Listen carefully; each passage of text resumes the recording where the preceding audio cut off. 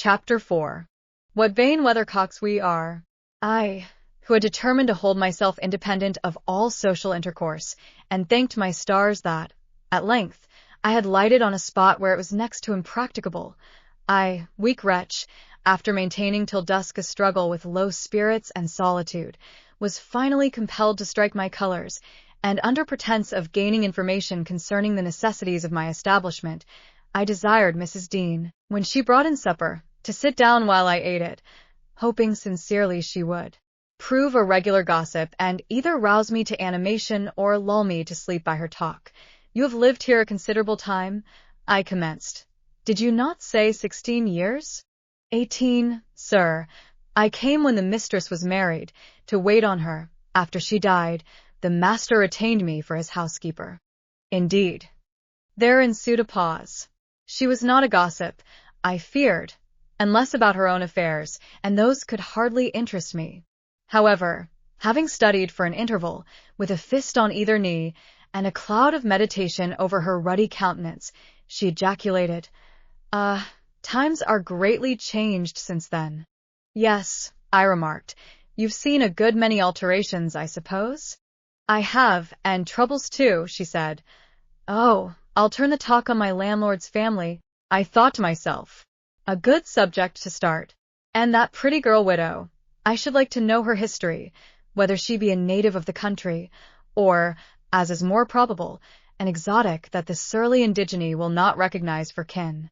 With this intention I asked Mrs. Dean why Heathcliff let Thrushcross Grange, and preferred living in a situation and residence so much inferior.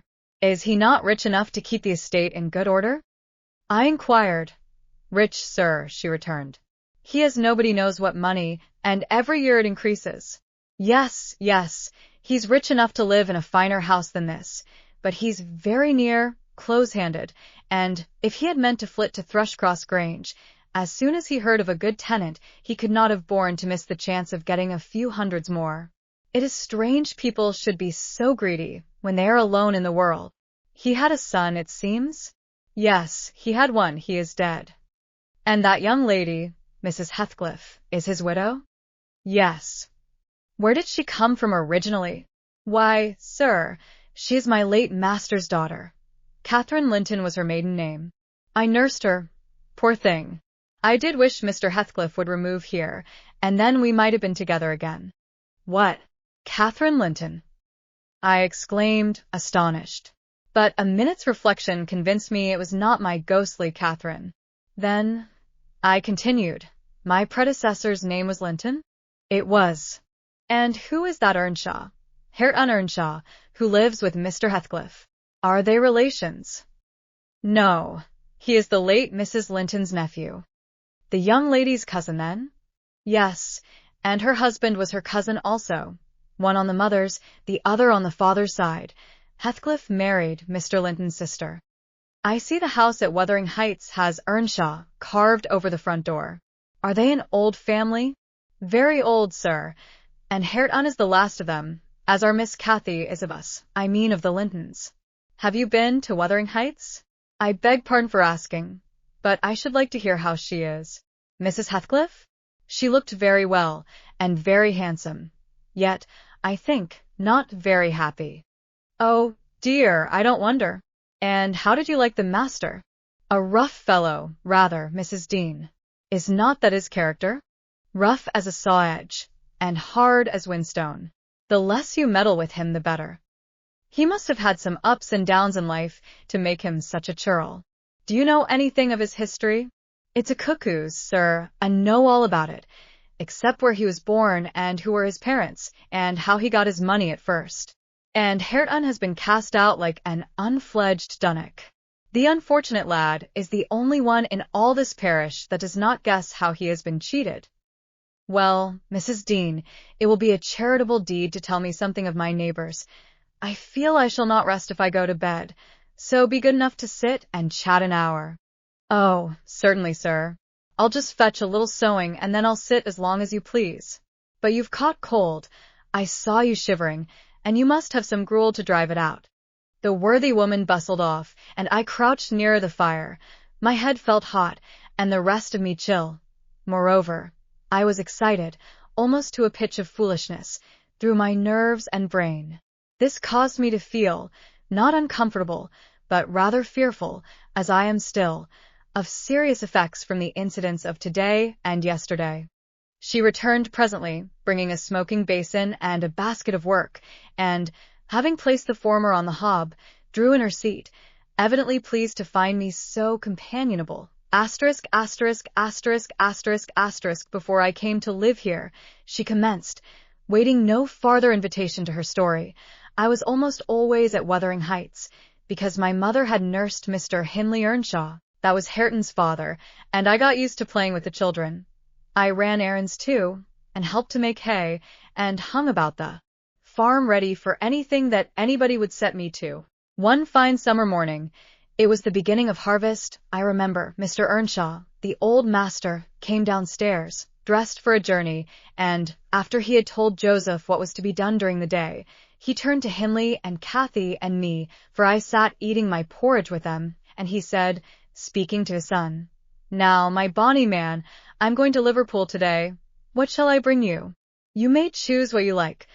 Only let it be little, for I shall walk there and back. 60 miles each way. That is a long spell." Hindley named a fiddle, and then he asked Miss Cathy. She was hardly 6 years old, but she could ride any horse in the stable, and she chose a whip. He did not forget me, for he had a kind heart, though he was rather severe sometimes. He promised to bring me a pocketful of apples and pears, and then he kissed his children, said good-bye, and set off. It seemed a long while to us all, the 3 days of his absence, and often did little Cathy ask when he would be home. Mrs. Earnshaw expected him by supper-time on the 3rd evening, and she put the meal off hour after hour. There were no signs of his coming, however, and at last the children got tired of running down to the gate to look. Then it grew dark. She would have had them to bed, but they begged sadly to be allowed to stay up, and, just about 11 o'clock, the door-latch was raised quietly, and in stepped the master. He threw himself into a chair, laughing and groaning, and bid them all stand off, for he was nearly killed. He would not have such another walk for the 3 kingdoms, and at the end of it to be flighted to death, he said, opening his greatcoat, which he held bundled up in his arms. "See here, wife. I was never so beaten with anything in my life, but you must e'en take it as a gift of God, though it's as dark almost as if it came from the devil." We crowded round, and over Miss Cathy's head I had a peep at a dirty, ragged, black-haired child, big enough both to walk and talk. Indeed, its face looked older than Catherine's, yet when it was set on its feet, it only stared round, and repeated over and over again some gibberish that nobody could understand. I was frightened, and Mrs. Earnshaw was ready to fling it out of doors. She did fly up, asking how he could fashion to bring that gypsy brat into the house, when they had their own bairns to feed and fend for, what he meant to do with it, and whether he were mad. The master tried to explain the matter, but he was really half dead with fatigue, and all that I could make out, amongst her scolding, was a tale of his seeing it starving, and houseless, and as good as dumb, in the streets of Liverpool, where he picked it up and inquired for its owner. Not a soul knew to whom it belonged, he said, and his money and time being both limited, he thought it better to take it home with him at once, than run into vain expenses there, because he was determined he would not leave it as he found it. Well, the conclusion was, that my mistress grumbled herself calm, and Mr. Earnshaw told me to wash it, and give it clean things, and let it sleep with the children. Hindley and Cathy contented themselves with looking and listening till peace was restored. Then, both began searching their father's pockets for the presents he had promised them. The former was a boy of 14, but when he drew out what had been a fiddle, crushed to morsels in the greatcoat, he blubbered aloud, and Cathy, when she learned the master had lost her whip in attending on the stranger, showed her humor by grinning and spitting at the stupid little thing, earning for her pains a sound blow from her father, to teach her cleaner manners. They entirely refused to have it in bed with them, or even in their room, and I had no more sense, so I put it on the landing of the stairs, hoping it might be gone on the morrow. By chance, or else attracted by hearing his voice, it crept to Mr. Earnshaw's door, and there he found it on quitting his chamber. Inquiries were made as to how it got there. I was obliged to confess, and in recompense for my cowardice and inhumanity was sent out of the house. This was Heathcliff's first introduction to the family. On coming back a few days afterwards, for I did not consider my banishment perpetual, I found they had christened him Heathcliff. It was the name of a son who died in childhood, and it has served him ever since, both for Christian and surname. Miss Cathy and he were now very thick, but Hindley hated him, and to say the truth I did the same, and we plagued and went on with him shamefully, for I wasn't reasonable enough to feel my injustice, and the mistress never put in a word on his behalf when she saw him wronged. He seemed a sullen, patient child, hardened, perhaps, to ill-treatment. He would stand Hindley's blows without winking or shedding a tear, and my pinches moved him only to draw in a breath and open his eyes, as if he had hurt himself by accident, and nobody was to blame. This endurance made old Earnshaw furious when he discovered his son persecuting the poor fatherless child, as he called him. He took to Heathcliff strangely, believing all he said. For that matter, he said precious little, and generally the truth, and petting him up far above Cathy, who was too mischievous and wayward for a favourite. So, from the very beginning, he bred bad feeling in the house, and at Mrs. Earnshaw's death, which happened in less than 2 years after, the young master had learned to regard his father as an oppressor rather than a friend, and Heathcliff as a usurper of his parents' affections and his privileges, and he grew bitter with brooding over these injuries. I sympathized a while, but when the children fell ill of the measles, and I had to tend them, and take on me the cares of a woman at once, I changed my idea. Heathcliff was dangerously sick, and while he lay at the worst he would have me constantly by his pillow. I suppose he felt I did a good deal for him, and he hadn't wit to guess that I was compelled to do it. However, I will say this, he was the quietest child that ever nurse watched over. The difference between him and the others forced me to be less partial. Cathy and her brother harassed me terribly.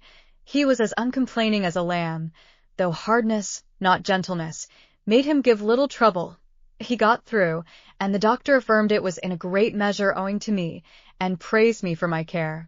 I was vain of his commendations, and softened towards the being by whose means I earned them, and thus Hindley lost his last ally. Still I couldn't dote on Heathcliff, and I wondered often what my master saw to admire so much in the sullen boy, who never, to my recollection, repaid his indulgence by any sign of gratitude. He was not insolent to his benefactor, he was simply insensible, though knowing perfectly the hold he had on his heart, and conscious he had only to speak and all the house would be obliged to bend to his wishes. As an instance, I remember Mr. Earnshaw once bought a couple of colts at the parish fair, and gave the lads each one. Heathcliff took the handsomest, but it soon fell lame, and when he discovered it, he said to Hindley, "You must exchange horses with me.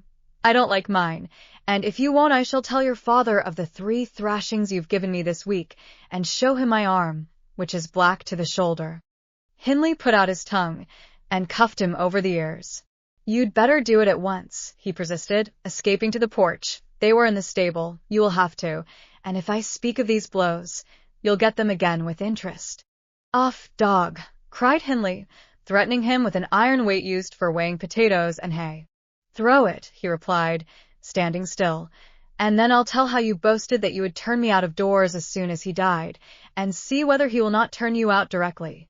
Hindley threw it, hitting him on the breast, and down he fell, but staggered up immediately, breathless and white, and, had not I prevented it, he would have gone just so to the master, and got full revenge by letting his condition plead for him, intimating who had caused it. "Take my colt, gypsy, then," said young Earnshaw, "and I pray that he may break your neck. Take him, and be damned, you beggarly interloper, and wheedle my father out of all he has. Only afterwards show him what you are, imp of Satan, and take that, I hope he'll kick out your brains." Heathcliff had gone to loose the beast, and shift it to his own stall. He was passing behind it, when Hindley finished his speech by knocking him under its feet, and without stopping to examine whether his hopes were fulfilled, ran away as fast as he could. I was surprised to witness how coolly the child gathered himself up, and went on with his intention, exchanging saddles and all, and then sitting down on a bundle of hay to overcome the qualm which the violent blow occasioned, before he entered the house. I persuaded him easily to let me lay the blame of his bruises on the horse. He minded little what tale was told since he had what he wanted. He complained so seldom, indeed, of such stirs as these, that I really thought him not vindictive. I was deceived completely, as you will hear.